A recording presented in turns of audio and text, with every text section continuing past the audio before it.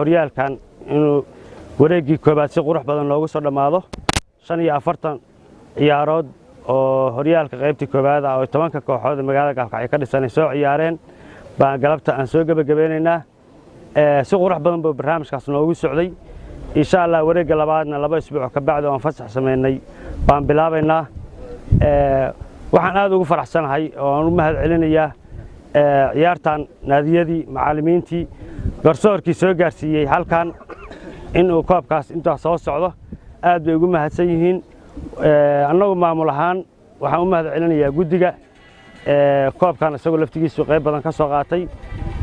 alxamdulillah rabbil caalamiin sanad walbana wuu soconaya haddii aan leedmo waxaan jecelnahay dadaalka baan sameynaa sanadka ku xiga inaan garoonka Gaalkacyo Cawaale Stadium oo rooga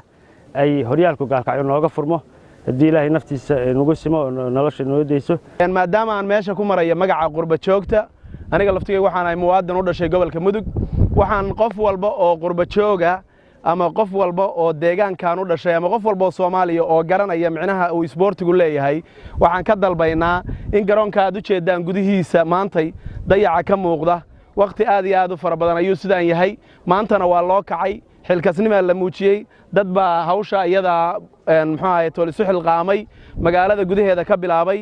xukuumadda laftigeeda hawl bay ku leedahay waxa la rabaa qof walba oo qurba jooga iyo qof walba oo wanaaga iyo waxa banooniyahay garanaya oo deegaanka ka soo jeeda dadka reer Gaalkacyoodka oo dibadaha jooga waxa la rabaa inay ku farxaan waxa Gaalkacyo tahay inay bogaadiyaan muxuu ahaa Cawaale Stadium in garoonkan loo kaco in dhaqaale la soo diro in wiilasha yararka ay dhabarkiina taagan ee wadanka jooga ee ka xishooda inay tahriibaan oo halkaan ehelkoodii xigtadoodii ku dhex ciyaaraya la dhiirigeliyo dhaqaale loo soo diro lagala qayb qaato hawshaan iyada